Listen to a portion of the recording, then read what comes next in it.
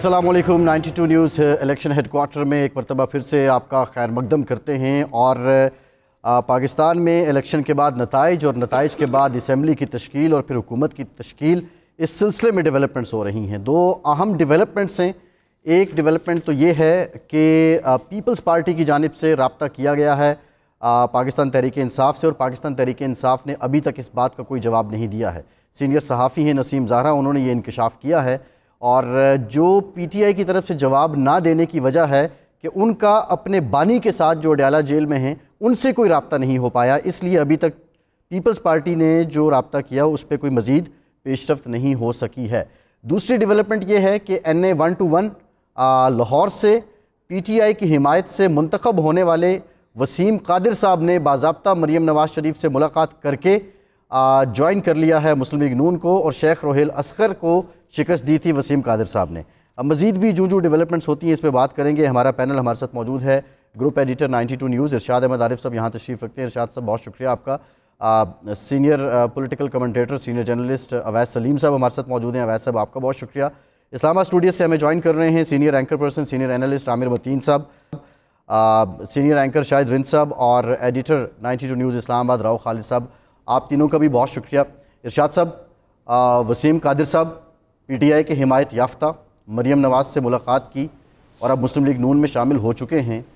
आप क्या समझते हैं कि ये कोई नया ट्रेंड आ रहा है कि ये हिमायत याफ्ता भी अब जाएंगे, या पंजाब की हद तक हो सकता है KPK में मुश्किल है? नहीं, देखिए, नया ट्रेंड नहीं है ये। जो बल्ला ना देना, इनको मुख्तलिफ जो दिए गए सारे निशानात, इसके पीछे यही फ़िलासफ़ी थी 85 वाली जो ज़ियाउल हक ने अपनाई थी कि भाई गैर जमाती इलेक्शन हो जाएंगे, फिर वो जो गैर जमाती लोग होंगे जिनको जिस तरफ हाँकना होगा वो आसान हो जाएगा।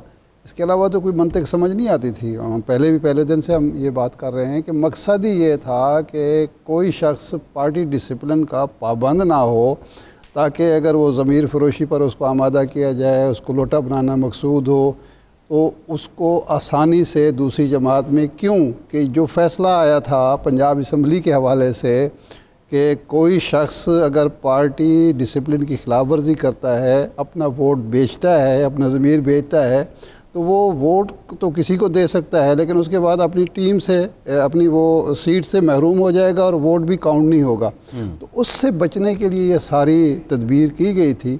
अब उसका मकसद और मुद्दा समझ आ रहा है कि ये सारा खखेड़ क्यों किया गया, क्यों बदनामी मूली की एक पार्टी को निशान क्यों नहीं दिया गया। तो ये ऑब्वियस है, कोई ऐसी बात नहीं है। हाँ, अब देखना ये है कि कितने लोग हैं जो इस तरफ जाते हैं और कितने लोग हैं जो अपने हल्फ पर कायम रहते हैं, अपनी पार्टी डिसिप्लिन को कबूल करते हैं, अपने हल्के के अवाम की राय का एहतराम करते हैं और ईमानदारी से अपने वोटर ने जो उसको मैंडेट दिया है उस मैंडेट की हिफाजत करते हैं। सही, आप देखें। ठीक है आमिर मतीन साहब, ट्रांसमिशन में बात ये भी हुई थी कि ये लोग अपने हलकों में नहीं जा पाएंगे, लेकिन एक तरह से ये पीटीआई के हिमायत याफ्ता लोगों की पहली विकेट गिरी है।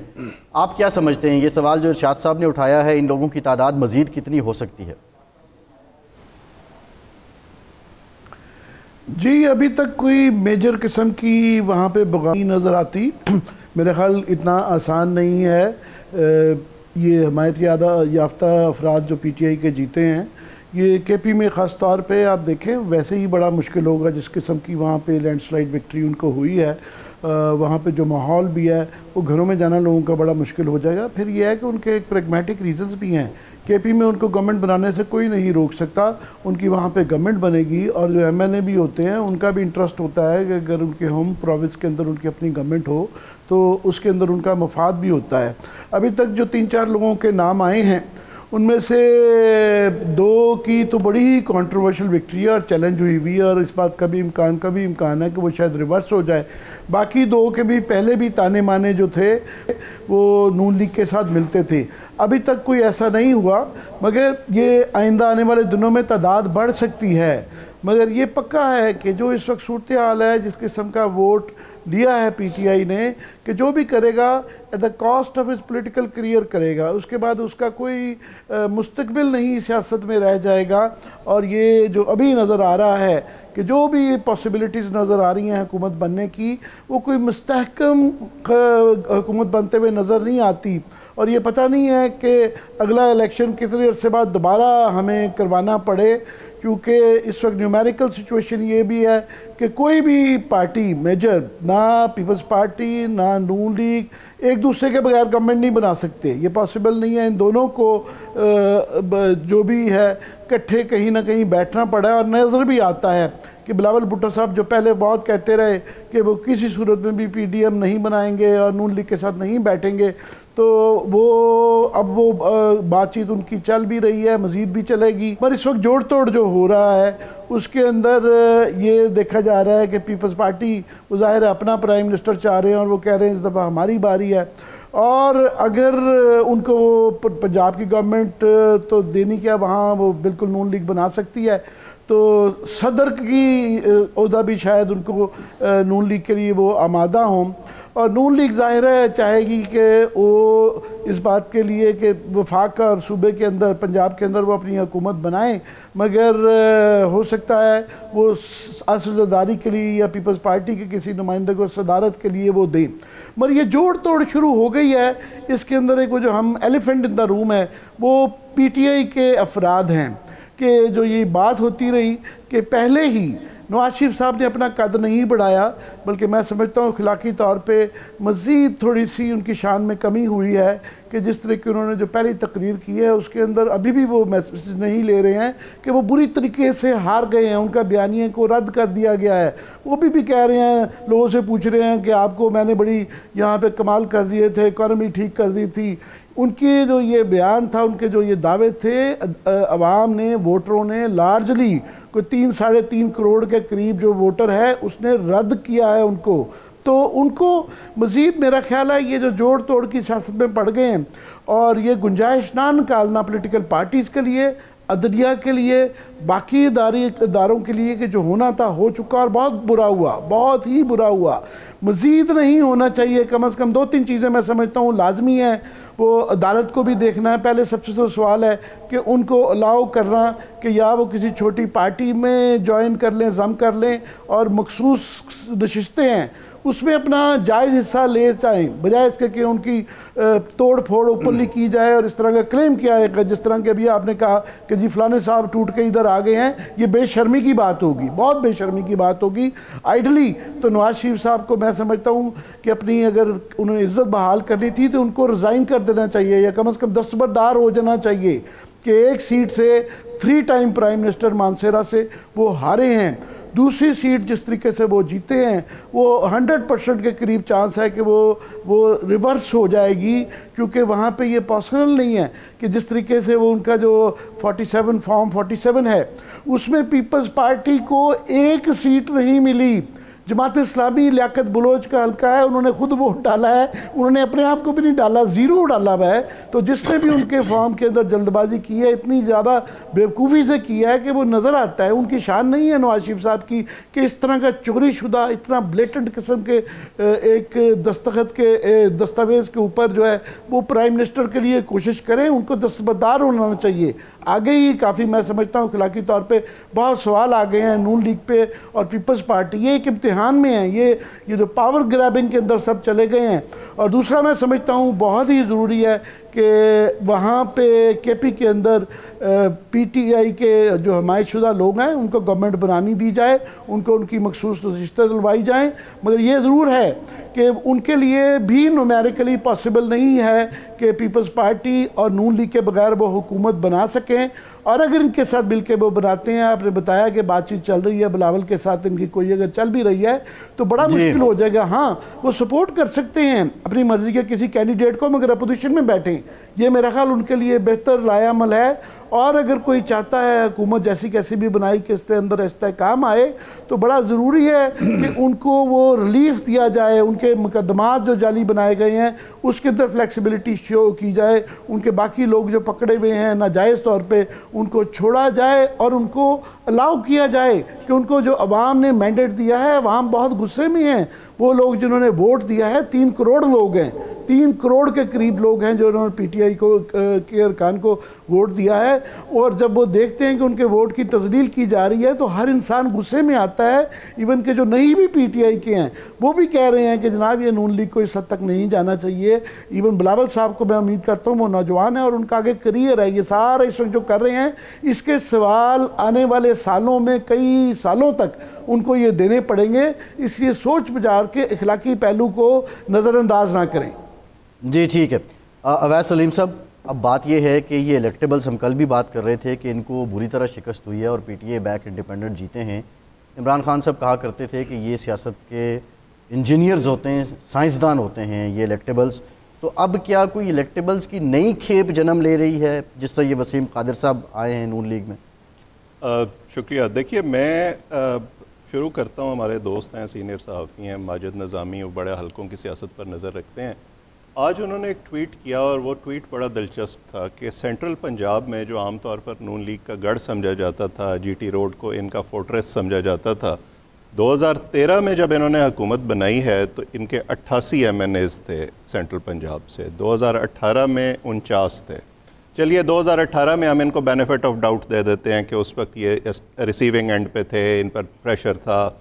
इस वक्त 2024 में जब हवा इनके हक़ में चल रही थी, इनके हक़ में बसात बिछाई जा रही थी, तो सिर्फ 38 जो हैं इनके MNA सेंट्रल पंजाब से मुंतखब हुए हैं। उसका मतलब ये है कि जिस तरह का तर्ज़ सियासत मुस्लिम लीग नून ने पिछले 2 साल में अपनाया है, जो वो अपने वोट को इज़्ज़त दो के नारे से पीछे हटे हैं, जो वो रास्ता एक चोर दरवाज़ा उन्होंने ढूंढा है इक़्तिदार में पहुंचने के लिए, अवाम ने उसको मुस्तरद किया है, उसकी उस तरह से पजीराई नहीं हुई। इक़्तिदार में वो पहुंच जाएंगे लेकिन उनका तर्ज़ सियासत जो है वो शायद आगे चल के मज़ीद मुस्तरद होगा। सो इलेक्टेबल्स, हम पहले भी ये बात करते रहे हैं कि पाकिस्तान की जो सियासत है उसमें तब्दीली आ रही है। ख़ास तौर पर नौजवान वोटर जो है वो इलेक्टेबल्स पर उस तरह से यकीन नहीं रखता, वो ज़ात बिरादरी पर उस तरह से यकीन नहीं रखता, वो शायद जमातों पर भी उस तरह से यकीन नहीं रखता। उसको चाहिए एक नई उम्मीद जो उसकी जो शिकायत हैं उनको एड्रेस कर सके, और ये हमारी पुरानी सियासी जमातें अनफॉर्चुनेटली वो करने में नाकाम नज़र आ रही हैं। तो मुझे तो ये लगता है कि ये हमारे पास जो एक नया ट्रेंड इस वक्त सामने आया है 70 के बाद, जब हमने 70 में पहली दफ़ा ये सुना था कि पीपल्स पार्टी ने जिसको खड़ा किया वो जीत गए, बड़े बड़े बुर्ज उल्टा दिए उन्होंने, बिल्कुल ये उसकी हमने दूसरी मैनिफेस्टेशन देखी है। और इसको मैं ज़्यादा अहम इसलिए समझता हूँ कि 70 में जो लोग खड़े किए गए थे उन पर इस तरह का प्रेशर शायद नहीं था, उनको तोड़ने के लिए, उनको बिठाने के लिए उन पर मुकदमात नहीं बनाए जा रहे थे, गिरफ्तारियाँ नहीं की जा रही थी। इस दफ़ा तो उस सब के बावजूद ये लोग जीते हैं। आखिरी हफ्ते तक कई जो कॉन्स्टिट्यूएंसीज़ हैं उनमें यही पता नहीं था कि पीटीआई का एक्चुअल कैंडिडेट कौन होगा। सो मेरा ख्याल है कि ये वेकअप कॉल ज़रूर है इन पुरानी सियासी जमातों के लिए, वरना अगर आप बदलते वक्त और हालात के साथ अपने आप को तब्दील नहीं करते तो फिर आप इसी तरह से इर्रेलेवेंट होते जाएंगे। सही, ठीक है। शाहिद रिंद साहब, अब सवाल ये है कि ये नंबर कितना होगा जो पीटीआई बैक इंडिपेंडेंट्स हैं वो स्विच करेंगे दूसरी जमातों में, और दूसरा जिस बात जो आमिर साहब ने भी बात की है, अवैस साहब ने भी बात की है कि अवाम ने अपने गुस्से का इजहार जिस तरह वोट से किया है, तो क्या ये लोग इस बार तो मुंतखब हो गए हैं, अगली बारी फिर मुश्किल होगा, या अगली बारी की डायनामिक्स और हैं, किस्मत ज़हे नसीब, फिर कोई आ जाएगा कोई निकल जाएगा? फैसल, सबसे पहले मैं आज जिस तरह से नंबर गेम को देख रहा था और जो भी गुफ्तगू अभी तक हम कर रहे हैं उस नंबर गेम में गो के दावा एक तरफ पीटीआई इंडिपेंडेंट्स जो पीटीआई बैक्ड हैं उनका है अक्सरियत का, दूसरा दावा पाकिस्तान मुस्लिम लीग नून मियां मोहम्मद नवाज शरीफ साहब की विक्ट्री स्पीच के बाद है। नंबर्स दोनों के हैं 93 और 75, लेकिन मुझे इस टेबल पर जो नंबर गेम का टेबल है उसमें पाकिस्तान पीपल्स पार्टी 54 सीट के साथ, और सिंध में उनकी वाज़ेह अक्सरियत है जिसे कहते हैं, उसमें कोई दो राय नहीं है। बलूचिस्तान में भी वो एज अ लीडिंग पार्टीज़ में शामिल हैं। तो मेरा ख्याल है पाकिस्तान पीपल्स पार्टी बड़ी विन विन सिचुएशन में, सारी सिचुएशन में, चाहे जो भी गवर्नमेंट फॉर्म हो उसको पाकिस्तान पीपल्स पार्टी की ज़रूरत होगी। चाहे वो पीटीआई के इंडिपेंडेंट्स भी अगर मरकज़ में अपनी हुकूमत बनाना चाहते हैं, अगर वो बनाना चाहते हैं, ये उनका जमहूरी, आइनी और सियासी हक होगा, तो उन्हें भी किसी इत्तेहादी की ज़रूरत है। पाकिस्तान मुस्लिम लीग नून को भी किसी इत्तेहादी की ज़रूरत है। और मेरी मालूमात के मुताबिक इस वक्त जब अभी मैं आपसे बात कर रहा हूँ, पाकिस्तान पीपल्स पार्टी अपने हदफ बलूचिस्तान की तरफ बढ़ रही है। उनका जो फोकस है, जो टारगेट है सिंध के बाद, वो दूसरी सूबाई हुकूमत अपनी कायम कर रहा है बलूचिस्तान में, और उसके लिए कुछ हिदायत पार्टी के जो चेयरमैन है आसिफ अली जरदारी और शरीक चेयरमैन आसिफ अली जरदारी और चेयरमैन बिलावल भुट्टो जरदारी की जानिब से दी जा चुकी हैं, और कुछ पर मशावरत इस्लामाबाद में कल भी होगी। और पहला हदफ मरकज़ के बजाय बलूचिस्तान होगा। और पीपल्स पार्टी बड़ा स्लोली आगे बढ़ना चाहती है। जो इब्तदा में किसी ने जिक्र किया कि पीटीआई और पीपल्स पार्टी के भी राब्ते हो रहे हैं, जी बिल्कुल, मेरी मालूमात के मुताबिक ये राब्ते भी मौजूद हैं। उसके जवाब क्या आता है? और सबसे पहले पीपल्स पार्टी ये इंतज़ार करेगी कि इंडिपेंडेंट अराकीन अपने पॉलिटिकल फैसले क्या करते हैं, उसके बाद वो ये फैसला करेगी कि पाकिस्तान मुस्लिम लीग नून के साथ इत्तेहाद में बैठना भी है या नहीं बैठना है।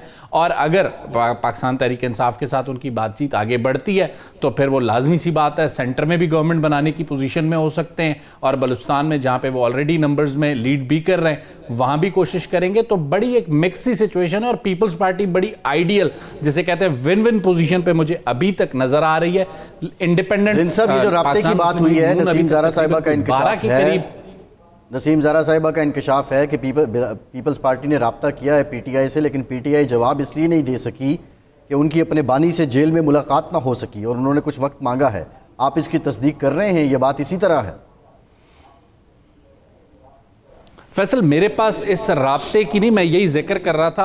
आपने जो जिक्र किया नसीम ज़ारा साहब का, राव साहब के पास मुमकिन है इससे मुताल्लिक कोई इन्फॉर्मेशन हो, लेकिन पीपल्स पार्टी के हवाले से मेरे पास ये इन्फॉर्मेशन मौजूद है कि पीपल्स पार्टी जरा वेट एंड सी की पॉलिसी पे चलेगी। वो कोई भी जिसे कहते हैं डिसीजन जल्दी में नहीं करना चाहती, क्योंकि पाकिस्तान पीपल्स पार्टी ने बड़ा नंबर्स को कैलकुलेट किया है, प्रेसिडेंशियल इलेक्शन के भी, चेयरमैन सेनेट के भी, और इवन स्पीकर डिप्टी स्पीकर के भी। पाकिस्तान पीपल्स पार्टी ये समझती है कि अगर मैदान में 3 फरीकैन होंगे तो वो जिसे कहते हैं डिवीजन का कुछ फायदा भी उठा सकते हैं बहुत सी चीजों में, खासकर प्रेसिडेंशियल इलेक्शन में जहां उनके पास बलूचिस्तान में अच्छे नंबर्स हैं जिनका 1 वोट काउंट होगा। सेनेट में भी उन्हें लगता है कि वो बलूचिस्तान और सिंध से जो नंबर्स लेके आएंगे, पंजाब में अगर स्प्लिट हुई और केपी में पीटीआई के पास या जो पीटीआई बैक्ड इंडिपेंडेंट्स हैं उनके पास लीड हुई, तो भी उनके पास एक बड़ा कंफर्ट जोन होगा डिसीजन का। और इसीलिए इत्तेहाद के मामले में पीपल्स पार्टी किसी उजलत में नहीं है कि फौरी तौर पे उन्हें पाकिस्तान मुस्लिम लीग नून या पीटीआई में से किसी के साथ जाने का फैसला करना है। तो पाकिस्तान पीपल्स पार्टी जो है वो वेट एंड सी करते हुए आगे बढ़ेगी मेरी मालूमात के मुताबिक। फैसल राव साहब, एक तो ये जो वसीम कादिर साहब की शमूलियत है, आपने पहले भी कहा था कि वो पीर बगारा साहब ने कहा था कि जो जीतेंगे सारे मुस्लिम लीगी होंगे, क्या ये वही सिलसिला है? और दूसरा, इस तनाजुर में कोई इन्फॉर्मेशन है आपकी पीपल्स पार्टी और पीटीआई के राब्ता हुआ है? जी बिल्कुल, पीटीआई की तरफ से भी इंडिकेशंस आपको आई हैं। कल अली ज़फ़र साहब हमारे साथ थे प्रोग्राम में 7 बजे के, उसमें उन्होंने कहा कि जी हमारे पास ऑप्शंस हैं कि हम किसी पार्टी को सपोर्ट करके उसको हुकूमत बनवा दें, अगर हम खुद नहीं बना सकते तो, लेकिन हम अपोजिशन में बैठें। तो मैंने उनसे पूछा कि जी आप अपोजिशन में अगर बैठेंगे तो फिर लेजिस्लेशन और सारे जो मसाइल होंगे पॉलिसी मेकिंग, उसका क्या होगा? उन्होंने कहा दुनिया में ये मॉडल चलते हैं और जो अच्छी बात होगी उस पर हम सपोर्ट भी कर देंगे, और एक नो कॉन्फिडेंस का जो इशू होता है उसको भी एड्रेस किया जा सकता है उसमें।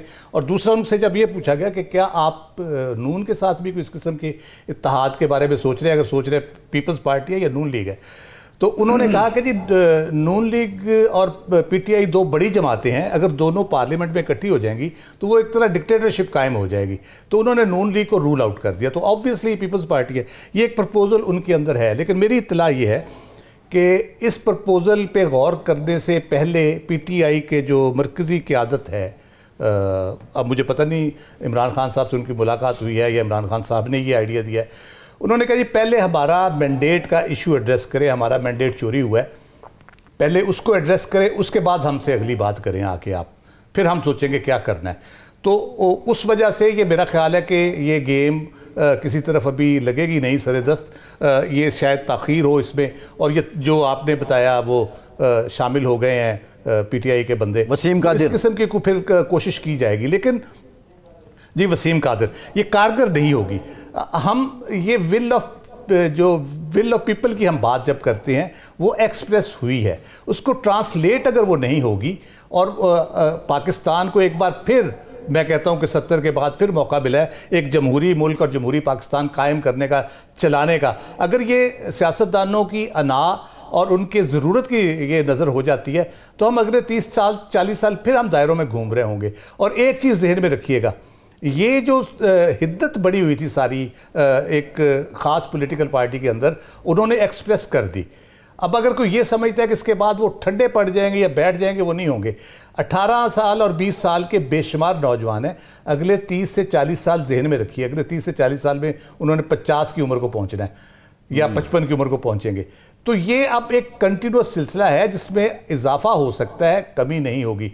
इसलिए अगर मुल्क के हवाले से हम सोचें, हम अगर स्टेबिलिटी चाहते हैं, इकोनॉमिक प्रोग्रेस चाहते हैं, मुल्क को एक सही रास्ते पे, जमहूरी रास्ते पे चलाना चाहते हैं, तो उसमें बहुत ही सियासतदानों को मुहतात होना पड़ेगा। कल को वो ये नहीं कह सकते जी हमें हुकूमत नहीं करने दी गई, हमें ये नहीं करने दिया। जब आप बुनियाद टेढ़ी कर देंगे तो फिर हुकूमत भी उतनी ही दिन चलेगी जितनी देर वो बुनियाद बोझ इस गलत सिस्टम का बर्दाश्त करती रहेगी। इसलिए मेरा ख्याल है इनको सब पार्टीज़ को, अक्सरियत में है अकलियत में है, मैंडेट सही मिला है गलत मिला है, उसको अक्ल के नाखुन लेने चाहिए और इस सिस्टम को, इस जमहूरी निज़ाम को मजबूत करने के लिए पूरी अपनी भरपूर काविश भी करनी चाहिए और पूरा जोर लगाना चाहिए और किसी चक्करबाजी में नहीं पड़ना चाहिए। ठीक है, एक ब्रेक लेते हैं, ब्रेक के बाद वापस आएँ, इसी मामले पर मज़ीद बात करेंगे। हमारे साथ रहिए।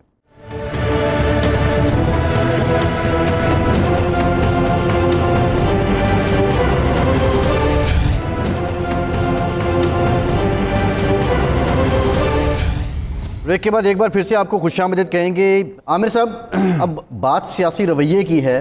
पीपल्स पार्टी अगर हाथ बढ़ा रही है और पीटीआई या उनके बानी वो इसी चक्कर में रहें, इनके साथ बैठना नहीं है, ये फ़लाँ हैं, ये फ़लाँ हैं और ये ठीक नहीं है, तो फिर अल्टीमेट नुकसान सिर्फ पीटीआई का होगा या जमहूरियत का होगा या सारे मुल्क का होगा? मैं समझता हूँ कि हम ओवरली रेट कर रहे हैं पीपल्स पार्टी और नून लीग को कि जी वो फैसले कर रहे हैं। मेरा ख्याल है कि इस वक्त जो तमाम फैसलों का इन्हिसार फैसला साजों पे आ गया है, क्योंकि किसी पार्टी के पास भी ना सिर्फ के सिंपल मेजॉरिटी नहीं है बल्कि बहुत कम हैं।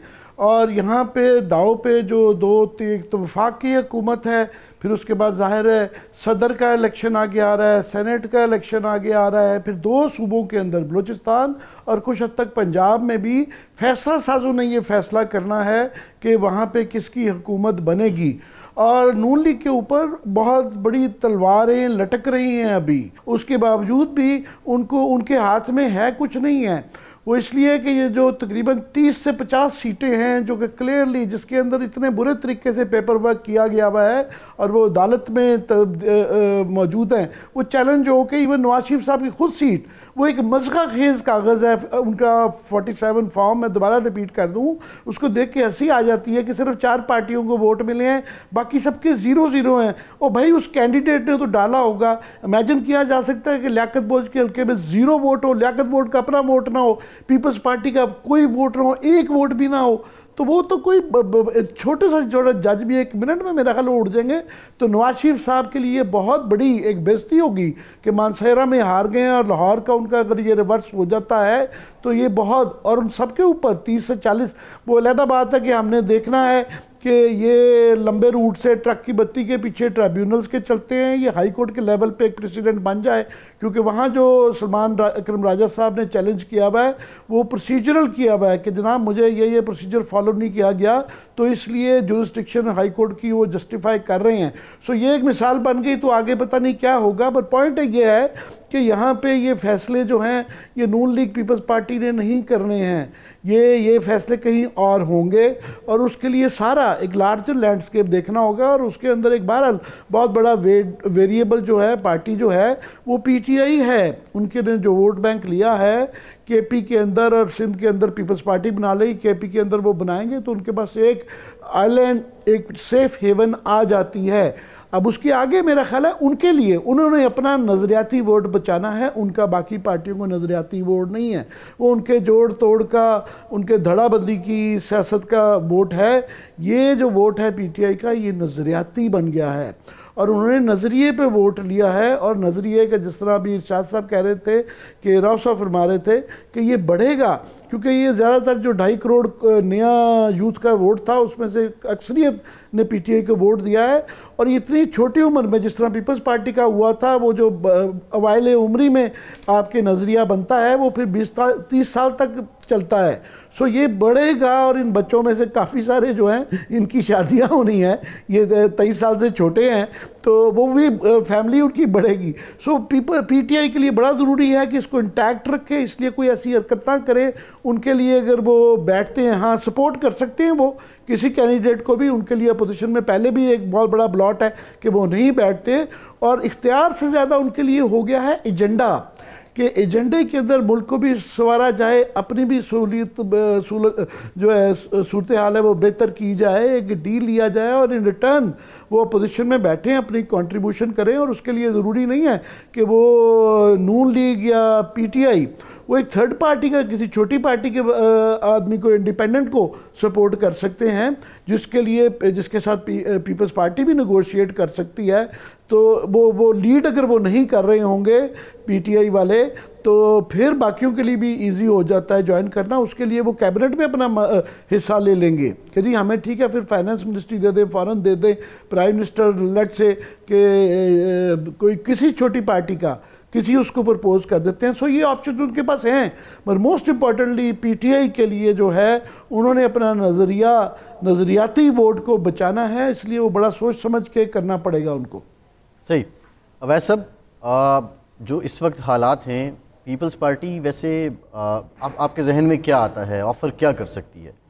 क्या बैरिस्टर गौहर साहब को कह सकती है जी आप इनिशिएटिव लें, आप बाकी जमातों को साथ मिलाएं, आप भी प्राइम मिनिस्टर के कैंडिडेट हैं और हम आपके साथ शरीक इक़्तिदार हैं? एक ऑप्शन तो ये हो सकता है। या दूसरा ये कह सकते हैं कि हम बिलावल साहब या जरदारी साहब पीपल्स पार्टी का वज़ीर आज़म होगा, बाकी काबीना में आप लोग होंगे। ये जो राब्ता हो रहा है इसमें ले दे क्या हो सकती है? नंबर 1। नंबर 2, पीटीआई को अपना पॉलिटिकल बिहेवियर अगर नहीं बदला तो फिर वो अपोजिशन में भी चली जाए तो आप समझते हैं कि तामीरी अपोजिशन हो पाएगी उनसे? देखिए, ये जो पीपल्स पार्टी और पीटीआई के राब्तों की खबर है ना, मुझे तो ये ज़ेब दास्तान के लिए ज़्यादा लगती है। उसकी वजह यह है कि आप अगर पैटर्न देखें पिछले पूरे 2 साल का और फिर इन इलेक्शंस का और फिर जिस तरह से हमने नताइज आगे पीछे होते देखे हैं पिछले 2 दिन में, उसका एक ही मतलब हमें नज़र आता है कि पीटीआई को इक़्तिदार से बाहर रखना है। तो क्या वो लोग जिन्होंने कहीं ये फैसले कर लिए हुए हैं, क्या वो पीटीआई को इस रास्ते से दोबारा इक़्तिदार में आने देंगे? मैं ऐसा नहीं समझता। दूसरी बात यह है कि पाकिस्तान की सियासत में इस वक्त जो है वो तकसीम बड़ी वाज़ेह हो चुकी है। आमिर साहब ने बात की अभी, जो नौजवान वोटर है जो भुट्टो का शहदाई था 70 के इलेक्शन के बाद, अब हमें फिर वो फिनोमेना नज़र आ रहा है। मैं इस पर लिख भी चुका हूँ, आज ऑन एयर भी कह देता हूँ कि पाकिस्तान की सियासत भुट्टो और एंटी भुट्टो वोट से निकल कर अब इमरान और एंटी इमरान वोट में चली गई है।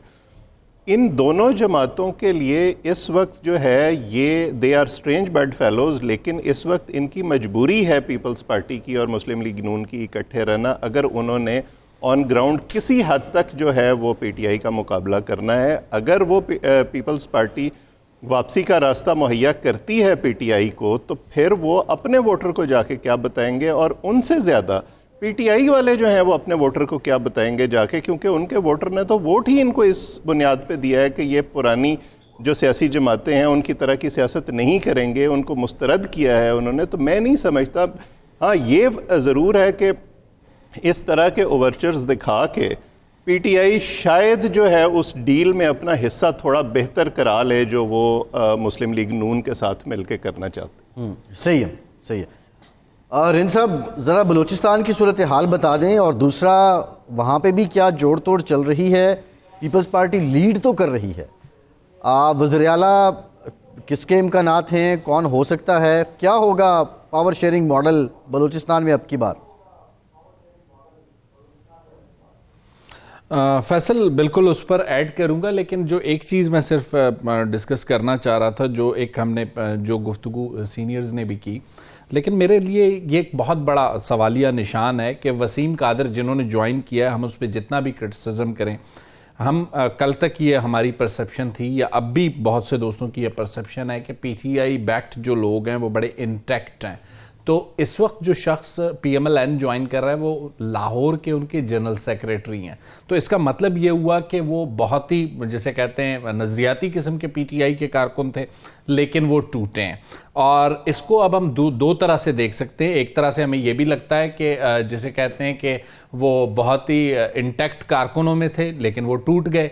क्यों टूटे, इस सवाल का जवाब तो वो दे सकते हैं, लेकिन मेरा नहीं ख्याल कि बहुत आइडियली जो इंडिपेंडेंस का नंबर है वो इंटैक्ट है। मैं इसलिए पहले दिन से बार बार कह रहा हूं कि जब तक अपनी किस्मत का फैसला कौमी असम्बली में हल्फ उठाने के जो 3 दिन है उस वक्त तक नहीं कर लेते, उस वक्त तक जो नंबर गेम अभी तक, मैं दोबारा फिर उसे दोहराता हूं कि जो नंबर गेम मैंने अपने सामने रखा है, जिसमें मैंने प्लस माइनस जिन चीज़ों को किया है, उसमें पीपल्स पार्टी को, इसीलिए मैंने पिछले सेगमेंट में कहा कि वो आइडियल पोजीशन में है, क्योंकि 93 भी अगर इंटैक्ट रहते हैं पीटीआई बैक्ड जो इंडिपेंडेंट्स हैं, तो भी पीटीआई बाकी तमाम को मिला भी ले तो नून लीग और पीपल्स पार्टी के बगैर गवर्नमेंट नहीं बना सकती। अब इस वक्त ये रिजल्ट्स जैसे भी हैं, चाहे इस पर जितने भी तहफ्फुज़ात हों, कौमी असम्बली ने इन्हीं रिजल्ट्स पे हल्फ उठाना है। प्राइम मिनिस्टर का डिसीजन फिलहाल जिन जिन सीटों पे रिजल्ट्स रुक चुके हैं उन्हें छोड़कर इन्हीं पर होना है।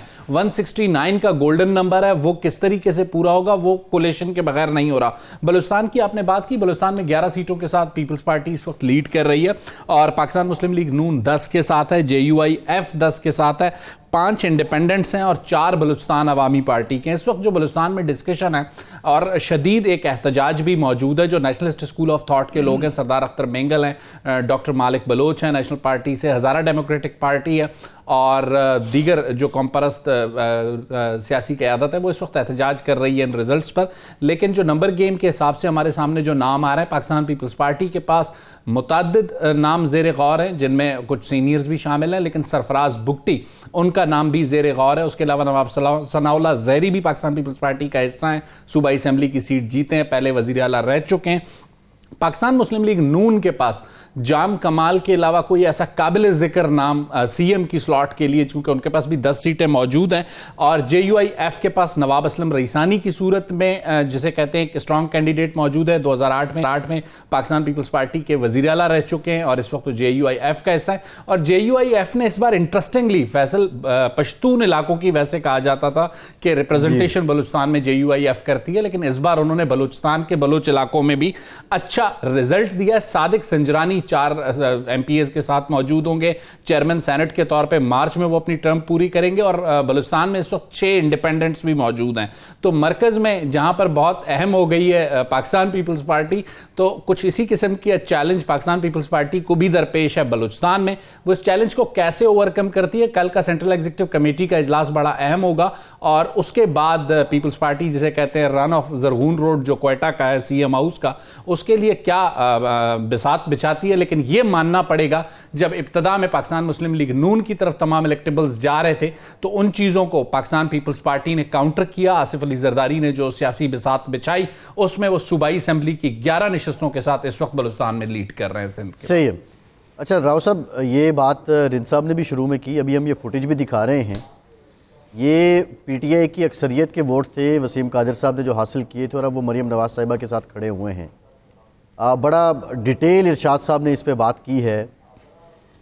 इसको हम नाम क्या देंगे, इसको हम क्या कहेंगे? ये हुकूमत में आने की चमक है या पसे पर्दा कोई और मामलात हैं कि ये लोग एक तरफ से लोगों का एतमाद लिया और दूसरी तरफ उसको रख दिया, या ये वही रीत है जो चल रही है और ये ऐसी ही जाएगी?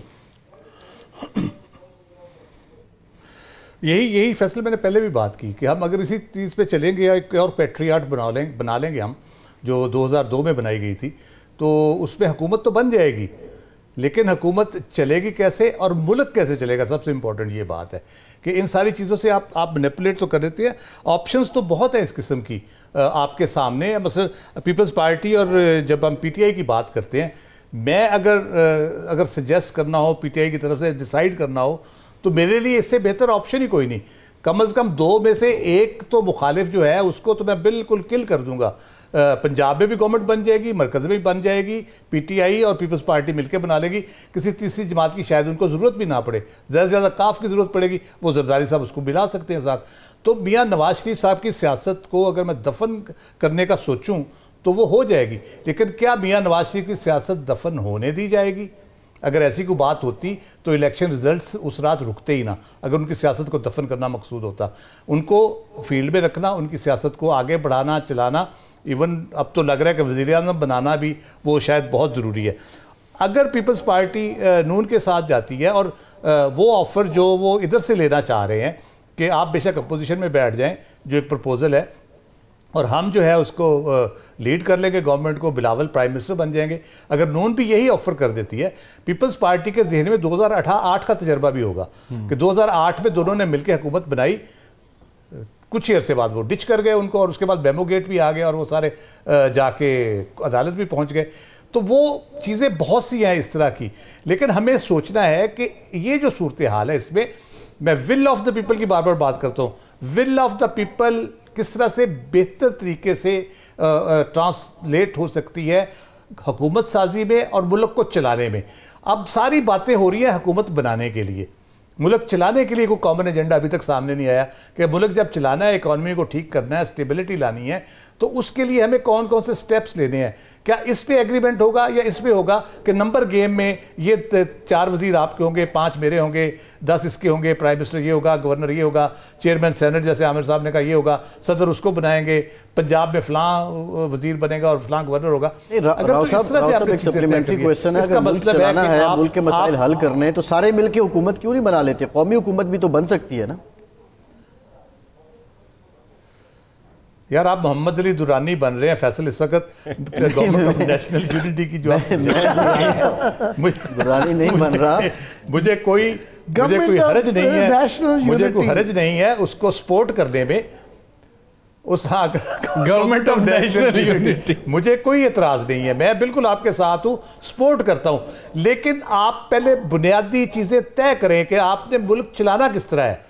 पॉलिटिकली चलाना है, उसको स्टेबिलिटी लानी है, इकॉनमी को सही डायरेक्शन में आपने डालना है, किस तरह के आपने आगे गवर्नमेंट का स्ट्रक्चर बनाना है, उस पर बात करें। बैठ के एक दिन बैठे सारे, हफ्ता बैठ जाएं, सारे लोग बैठ जाएं और बैठ के ये चीजें बुनियादी कौन, मुझे भी तसल्ली होगी। पीटीआई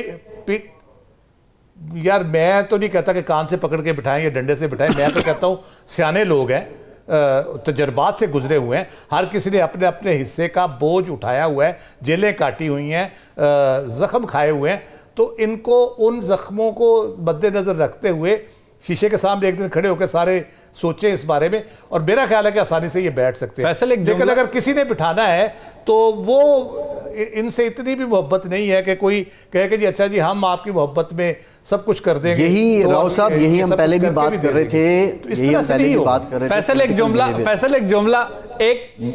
जी जुमला कर ले रहे, एक जुमला ऐड करना चाहूंगा। राव साहब ने जो बात की, मैंने कहा राव साहब ने जो बात की उसके लिए हमें राव साहब को एक दिन के लिए अडियाला जेल रिपोर्टिंग के लिए भेजना पड़ेगा। ये भी है, ये भी मैं 1980 मैं इन दिनों में जाने की बात कर 1987 में काट चुका हूं वैसे आपस की बात। नहीं मैं रिपोर्टिंग की बात कर रहा हूं। कहती था। अच्छा ये राव साहब इस पे बात करते हैं, ये बहुत संजीदा मामला है। जो पॉलिटिकल बिहेवियर्स हैं, अगर इनमें नरमी ना आई, इनमें शाइस्तगी ना आई और इन्होंने कोई रोड मैप के लाइन ऑफ एक्शन पाकिस्तान की बेहतरी का तय ना किया, तो क्या इनका धंधा चलेगा? ज़्यादा देर चलेगा? ब्रेक के बाद बात करते हैं।